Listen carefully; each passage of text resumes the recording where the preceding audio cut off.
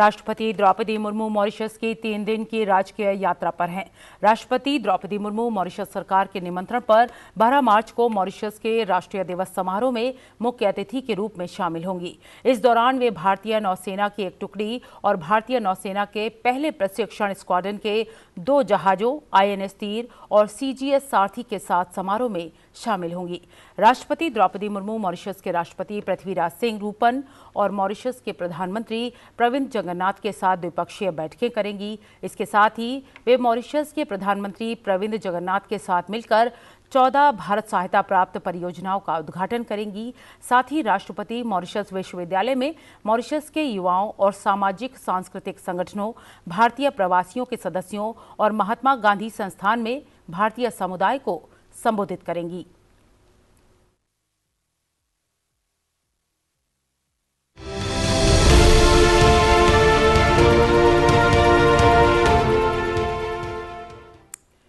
राष्ट्रपति द्रौपदी मुर्मू ने मिसाइल अग्नि 5 के सफल परीक्षण पर DRDO को बधाई दी है। Multiple independently targetable re entry vehicle MIRV तकनीकी के साथ स्वदेशी रूप से विकसित अग्नि 5 मिसाइल का पहला उड़ान परीक्षण है, जिसकी सफलता पर राष्ट्रपति द्रौपदी मुर्मू ने कहा कि ये मिशन दिव्यास्त्र अंतरिक्ष के क्षेत्र में भारत की आत्मनिर्भरता की ओर मजबूत कदम है।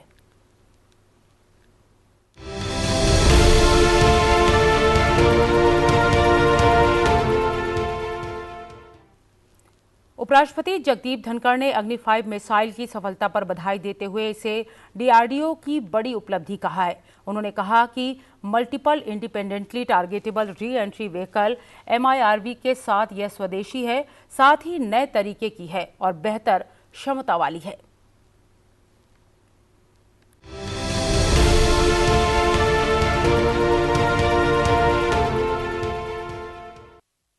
मिसाइल के सफल परीक्षण पर प्रधानमंत्री नरेंद्र मोदी ने ट्वीट कर कहा कि मिशन दिव्यास्त्र अग्नि 5 के लिए हमारे DRDO वैज्ञानिकों पर गर्व है। वैज्ञानिकों की मदद से multiple independently targetable re entry vehicle MIRV technology के विकसित अग्नि 5 मिसाइल का पहला फ्लाइट टेस्ट हुआ है।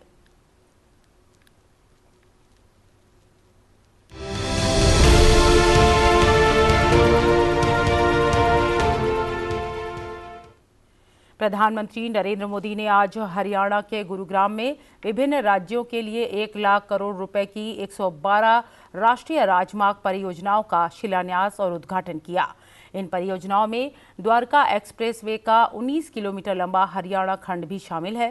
प्रधानमंत्री ने उम्मीद जताई कि इससे दिल्ली NCR के लोगों के जीवन की दिशा बदल जाएगी। देश ने आज आधुनिक कनेक्टिविटी की तरफ एक और बड़ा अहम कदम उठाया है। मुझे खुशी है कि आज मुझे द्वारका एक्सप्रेसवे को देश को समर्पित करने का अवसर मिला है। इस एक्सप्रेसवे पर 9,000 करोड़ रुपए से ज्यादा खर्च किए गए हैं। प्रधानमंत्री ने इस वर्ष के शुरुआती 3 महीने में ही लगभग 10 लाख करोड़ रुपए तक की परियोजनाओं के शिलान्यास और लोकार्पण के लिए खुशी जताते हुए कहा कि इन परियोजनाओं से देश के विकास को रफ्तार मिलेगी। आज से दिल्ली हरियाणा के बीच यातायात का अनुभव हमेशा के लिए बदल जाएगा। ये आधुनिक एक्सप्रेसवे केवल गाड़ियों में ही नहीं, बल्कि दिल्ली NCR के लोगों की जिंदगी में भी गियर शिफ्ट करने का काम करेगा। मैं दिल्ली, NCR और हरियाणा की जनता को इस आधुनिक एक्सप्रेसवे के लिए अनेक अनेक शुभकामनाएं देता हूं। प्रधानमंत्री नरेंद्र मोदी ने कहा कि सरकार ने बड़े प्रोजेक्ट्स को तय समय सीमा में पूरा करने का टारगेट रखा है, जिससे लोगों का जीवन आसान हो सके। जिस रफ्तार से काम कर रही है, उसमें शिलान्यास, लोकार्पण के लिए समय कम पड़ रहा है, दिन कम पड़ रहे हैं जी।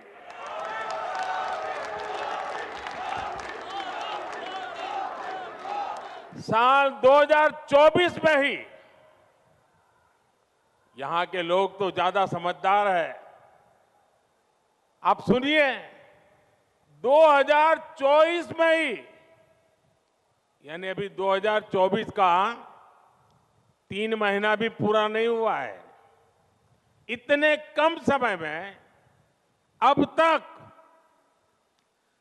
10 लाख करोड़ रुपए की परियोजनाओं का या तो शिलान्यास किया है या तो लोकार्पण हो चुका है। 19 किलोमीटर लंबा द्वारका एक्सप्रेसवे 8 लेन का है। इस एक्सप्रेसवे पर 9,000 करोड़ रुपए से ज्यादा खर्च किए गए हैं। इस एक्सप्रेसवे की वजह से इंदिरा गांधी अंतर्राष्ट्रीय हवाई अड्डे से दिल्ली और गुरुग्राम बाईपास की डायरेक्ट कनेक्टिविटी हो जाएगी। प्रधानमंत्री ने एक्सप्रेसवे का दौरा भी किया और इसके निर्माण में लगे श्रमिकों से मुलाकात की।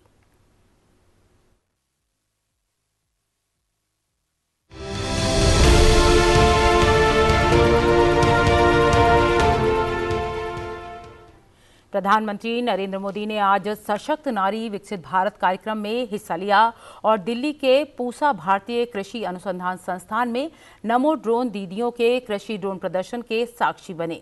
इस कार्यक्रम में देश भर में 10 अलग अलग स्थानों से नमो ड्रोन दीदी भी शामिल हुई। प्रधानमंत्री ने इस कार्यक्रम के दौरान 1000 नमो ड्रोन दीदियों को ड्रोन भी सौंपे।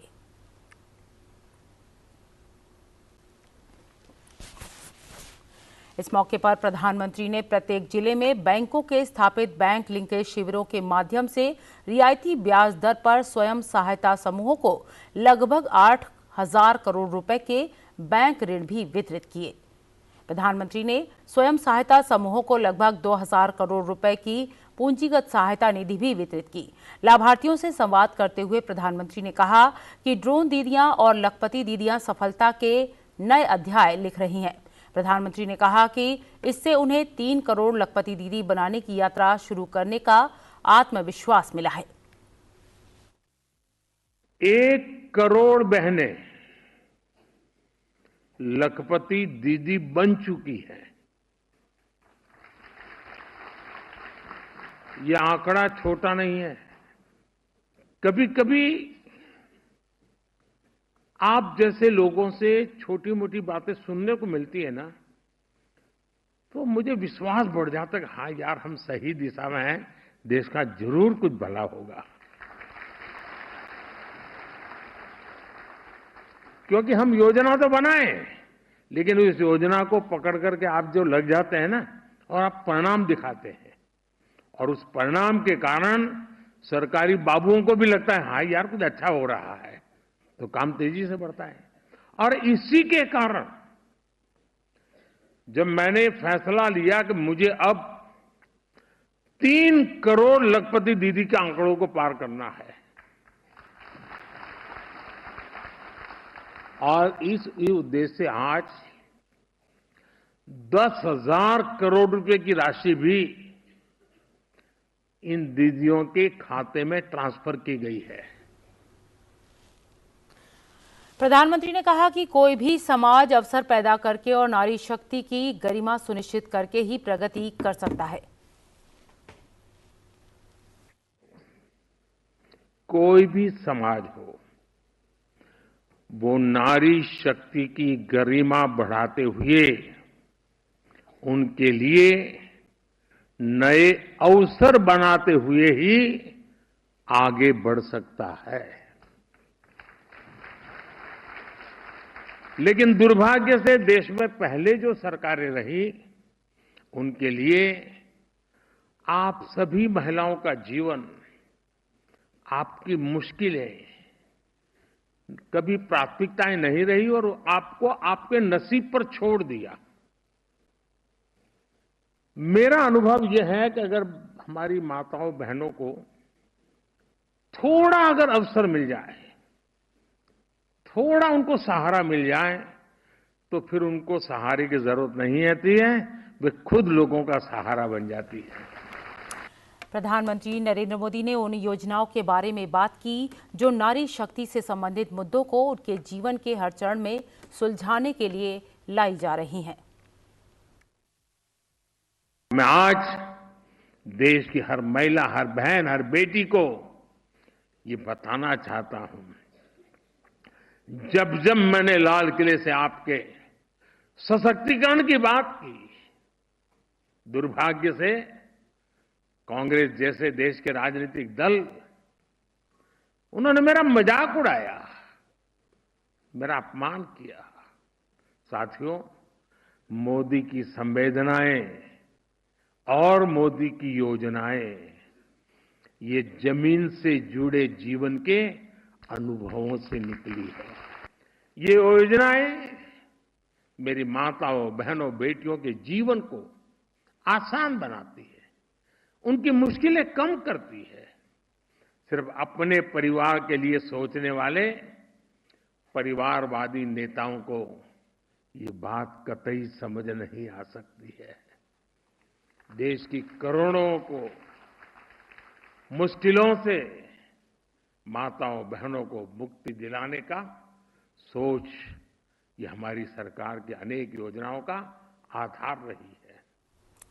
प्रधानमंत्री ने आर्थिक सशक्तिकरण के अलावा स्वयं सहायता समूहों के सामाजिक प्रभाव की प्रशंसा करते हुए कहा कि इन समूहों ने ग्रामीण बुनियादी ढांचे के विकास और ग्रामीण समुदाय के समग्र उत्थान में महत्वपूर्ण योगदान दिया है।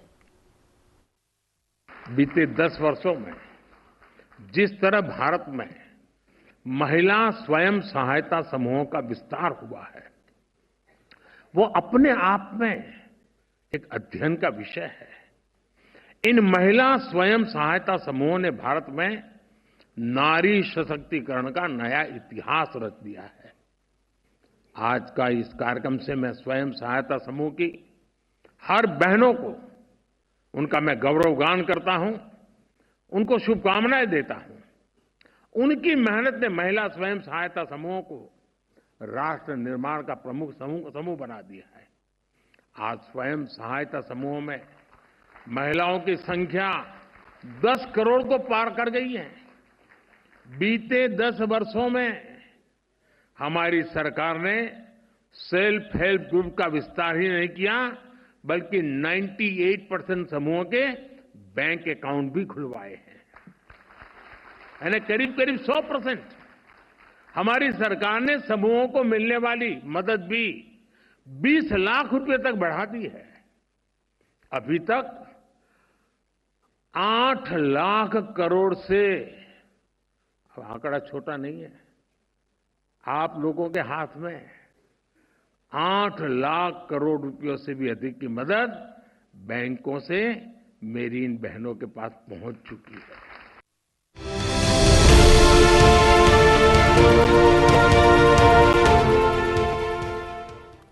लोकसभा अध्यक्ष ओम बिरला ने अयोध्या धाम में माहेश्वरी समाज के भवन का शिलान्यास किया।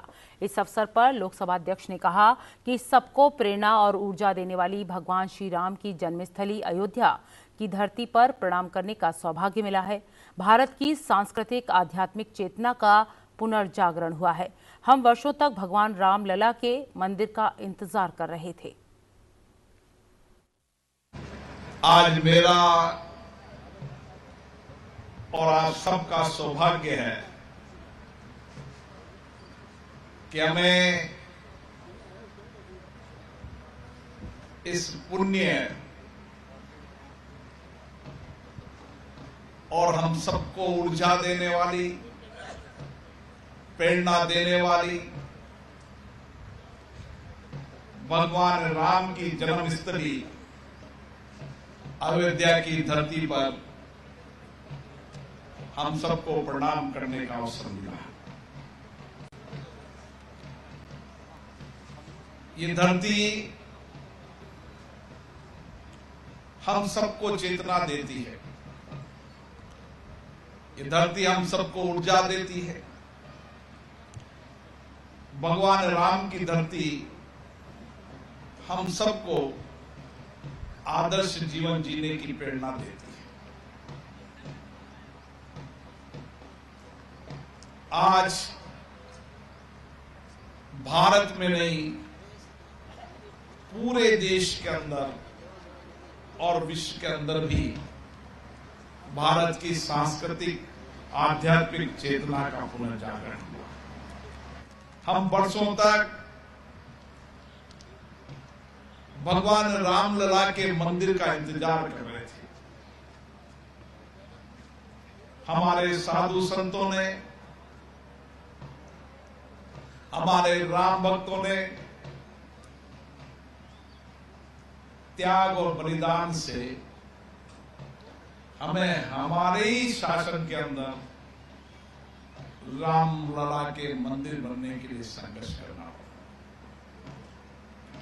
जब भगवान के लिए संघर्ष करना पड़े, ऐसा शासन भी हमने देखा।